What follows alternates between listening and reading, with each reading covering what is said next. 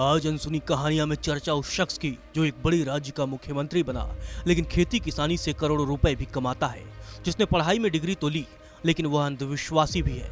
अंधविश्वास ऐसा कि मुख्यमंत्री बनने के बाद कभी सचिवालय नहीं गया। वहीं उसे एक झील से इतना डर लगता है कि वह कभी उस झील के किनारे नहीं गया।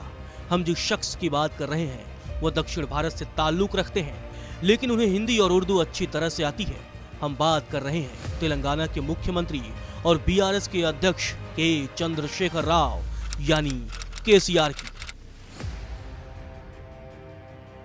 तेलंगाना जब लड़ने के लिए निकलता है, अंतिम विजय प्राप्त करने तक रुकता नहीं।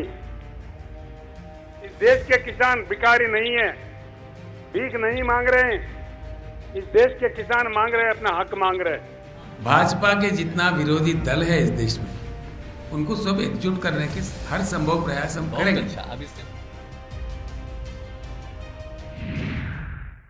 2 जून 2014 को तेलंगाना के मुख्यमंत्री की कुर्सी संभालने वाले केसीआर इतने अंधविश्वासी हैं कि कभी सचिवालय नहीं गए। अंधविश्वास उन पर इतना हावी है कि किसी ने बता दिया कि सचिवालय का वास्तु ठीक नहीं है तो उन्होंने तय किया कि वह सचिवालय नहीं जाएंगे। केसीआर ने अपने आवास पर कार्यालय बनवा लिया। 2016 में 50 करोड़ रुपए खर्च करके उन्होंने अपने घर पर ही सचिवालय बनवा लिया। इसके अलावा उन्होंने बेगमेंट में अपने कैंप ऑफिस की मरम्मत कराई तो उसे 5 मंजिला ऊंचा और 6 ब्लॉक्स तक बढ़ा दिया। इसके पीछे केसीआर ने तर्क दिया कि शासक को ऐसी जगह से काम करना चाहिए जो दूसरों की तुलना में ज्यादा ऊंचाई पर हो। केसीआर के अंधविश्वास को इससे और अधिक गहराई में समझा जा सकता है कि वे कभी मशहूर हुसैन सागर झील नहीं गए। केसीआर को डर है कि झील के किनारे जाने से उनकी गद्दी छिन सकती है। दरअसल कहा जाता है कि हुसैन सागर झील जाने के बाद से ही एनटी रामाराव से मुख्यमंत्री की कुर्सी छिन गई थी। वह उस वक्त आंध्र प्रदेश के मुख्यमंत्री थे। बस इसी डर की वजह से केसीआर कभी इस झील पर नहीं जाते। केसीआर और अंधविश्वास को एक ही सिक्के का 2 पहलू कहा जाए तो इसमें कोई अतिशयोक्ति नहीं होगी। वे अंक शास्त्रों पर गहरी आस्था रखते हैं। इसके अलावा वास्तु शास्त्रों पर भरोसा ऐसा कि कभी सचिवालय नहीं गए। इतना ही नहीं, पिछले दिनों उन्होंने अपनी पार्टी का नाम बदलकर भारत राष्ट्र समिति कर दिया था। केसीआर कितना घनघोर अंधविश्वासी व्यक्ति हैं, उसे समझने के लिए आपको जानना चाहिए कि उन्हें वास्तु और अंक शास्त्र में गहरी आस्था है। केसीआर 6 को अपना लकी नंबर मानते हैं। यही वजह है कि 6 दिसंबर 2018 को उन्होंने विधानसभा भंग करने का ऐलान किया था। उसी दिन उनकी पार्टी ने 105 उम्मीदवारों की एक सूची जारी की थी। संयोग कहें या प्रयोग, 105 का जोड़ भी 6 ही होता है। उनके काफिले में गाड़ियों के नंबर में 6 जरूर होता है। एक बार उन्होंने महबूब नगर में 51 बकरों की बलि चढ़ाई, जिसके अंकों का जोड़ भी 6 होता है। वही केसीआर जो भी कमेटियां बनाते हैं उसके सदस्यों की संख्या ऐसे रखते हैं जिनका जोड़ 6 हो। सुनने में भले ही आपको अजीब लग रहा हो, आखिर ये संभव कैसे है, तो आपको बता देते हैं कि केसीआर ने किसानों के लिए कोऑर्डिनेशन कमेटी बनाई, जिसमें उन्होंने 15 सदस्य रखे। पार्टी की जिला समिति में 24 सदस्य हैं, राज्य स्तरीय समिति में 42 सदस्य हैं और इन सब का जोड़ 6 है। नए घर और ऑफिस को वास्तु शास्त्रियों की निगरानी में बनवाया और नवंबर 2016 में आलीशान बंगले में शिफ्ट हुए। केसीआर का यह बंगला बुलेट प्रूफ है।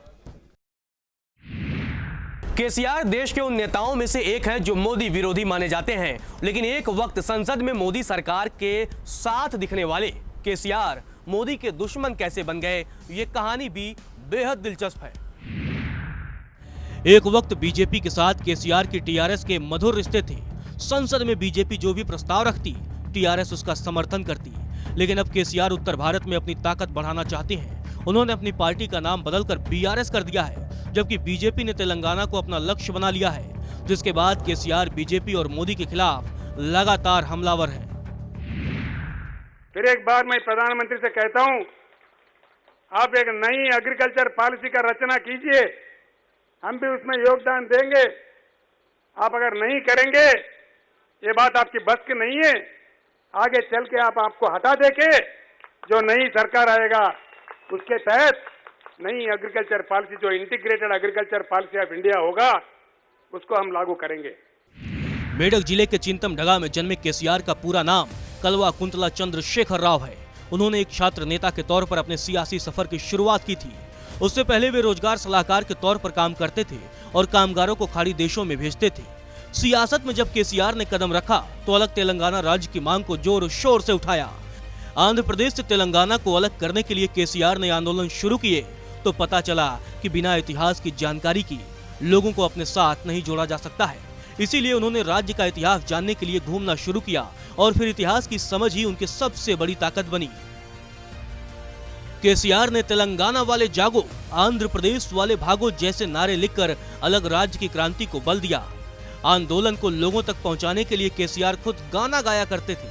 धीरे धीरे केसीआर के गानों ने आंदोलन को बड़ा बना दिया। केसीआर और तेलंगाना राज्य की कहानी एक दूसरे से बिल्कुल जुड़ी हुई है। उनकी पूरी राजनीति तेलंगाना के इर्द गिर्द ही रही। 2001 में केसीआर ने तेलंगाना राष्ट्र समिति नाम की पार्टी बनाई और कांग्रेस के साथ गठबंधन किया। 2004 में वह केंद्र सरकार में मंत्री भी बने। हालांकि 2006 में केसीआर ने कांग्रेस पर तेलंगाना मुद्दे पर धोखा देने का आरोप लगाते हुए गठबंधन तोड़ दिया। हालांकि इस समय तेलंगाना राज्य को लेकर हो रहा आंदोलन कुंद पड़ गया था। लेकिन 2009 में तेलंगाना आंदोलन फिर से जोर पकड़ा और केसीआर ने टीडीपी से गठबंधन कर लिया। 29 नवंबर 2009 को अनिश्चितकालीन भूख हड़ताल पर बैठ गए, जिसका प्रभाव पूरे राज्य में दिखा। कई जगहों पर हिंसक प्रदर्शन हुए। भूख हड़ताल की वजह से केसीआर की तबीयत बिगड़ गई। तेलंगाना को लेकर केसीआर लगातार एक्टिव रहे। आखिरकार उन्होंने थोड़े समय में ही सोनिया गांधी को भी मना लिया, जिसका प्रभाव यह हुआ कि 9 दिसंबर 2009 को तत्कालीन यूपीए सरकार ने तेलंगाना को अलग राज्य बनाने की घोषणा कर दी। लेकिन 4 साल बाद 2014 में आंध्र प्रदेश से अलग होकर तेलंगाना एक अलग राज्य बना। तेलंगाना के अलग राज्य बनने के बाद राज्य की 119 सीटों में केसीआर की टीआरएस ने अकेले 63 सीटें जीती और केसीआर नए राज्य के पहले मुख्यमंत्री बने। 2 जून 2014 को केसीआर ने तेलंगाना राजभवन में मुख्यमंत्री पद की शपथ ली। इसी दिन सूबे का गठन भी हुआ। खुद को किसान बताने वाले केसीआर की अकुल संपत्ति का राज खेती बाड़ी ही बताया जाता है। 2018 में उन्होंने खेती से 7 करोड़ रुपए से अधिक की कमाई की। केसीआर को शिमला मिर्च और आलू की खेती करना बेहद पसंद है। एक इंटरव्यू में केसीआर ने खुद बताया था कि वो सालाना 10 करोड़ रुपए से अधिक की कमाई खेती के जरिए करते हैं। केसीआर ने कांग्रेस के साथ अपने सियासी पारी की शुरुआत की थी। महज 16 साल की उम्र में केसीआर ने युवा कांग्रेस ज्वाइन कर लिया। संजय गांधी का उन्हें दोस्त माना जाता था। हालांकि बाद में केसीआर ने तेलुगु देशम पार्टी ज्वाइन कर ली। वहीं 1983 में जब एनटी रामाराव ने अपनी पार्टी बनाई तो केसीआर ने सिद्दीपेट से चुनाव लड़ा, लेकिन उन्हें कांग्रेस के उम्मीदवार के हाथों करारी हार का सामना करना पड़ा। बाद में केसीआर ने वापसी की और 1985 में उन्होंने कांग्रेस से यह सीट छीन ली। इसके बाद तो करीमनगर, महबूबनगर और मेडक में केसीआर के झंडे बुलंद होने लगे। अब तक लोकसभा और विधानसभा मिलाकर केसीआर 13 चुनाव जीत चुके हैं। केसीआर अंग्रेजी, तेलुगु के अलावा हिंदी और उर्दू भी अच्छा बोलते हैं। 1983 में पहली बार विधानसभा में मात खाने के बाद 1985 में केसीआर ने वापसी की और सिद्दीपेट से विधायक बने। उसके बाद से केसीआर कभी न विधानसभा और न ही लोकसभा चुनाव हारे। 1985 से 2004 तक केसीआर सिद्दीपेट से विधायक बने। 1997 से 99 तक वे राज्य मंत्री रहे। हालांकि 27 अप्रैल 2001 को केसीआर ने विधानसभा से डिप्टी स्पीकर और विधायक पद से इस्तीफा दे दिया। उसी वक्त केसीआर ने टीडीपी से किनारा कर लिया और टीआरएस नाम से अपनी पार्टी बनाई। 17 फरवरी 1954 को मौजूदा तेलंगाना के मेडक जिले के चिंतमडगा में जन्मे कलवा कुंतला चंद्रशेखर राव ने उस्मानिया यूनिवर्सिटी से तेलुगु साहित्य में एमए की डिग्री ली है। रघुवर राव और वेंकटम्मा के घर पैदा हुए केसीआर की कुल 9 बहनें और 1 बड़े भाई हैं। तेलंगाना की सियासत में सबसे चर्चित व्यक्ति केसीआर का पूरा परिवार राजनीति में है। बेटा केटी रामाराव करीमनगर से विधायक है, साथ ही प्रदेश सरकार में मंत्री भी है। वहीं बेटी कविता निजामाबाद सीट से लोकसभा सांसद रह चुकी हैं। केसीआर के भतीजे हरीश भी विधायक और तेलंगाना सरकार में कैबिनेट मंत्री हैं।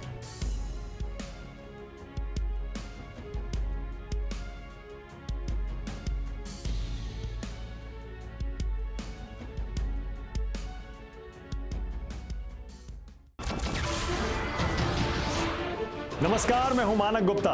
अगर आपको हमारा ये वीडियो पसंद आया हो तो इसे लाइक और शेयर जरूर करें और हाँ, हमें सब्सक्राइब और फॉलो करना ना भूलें ताकि आप देश और दुनिया की कोई खबर मिस ना करें।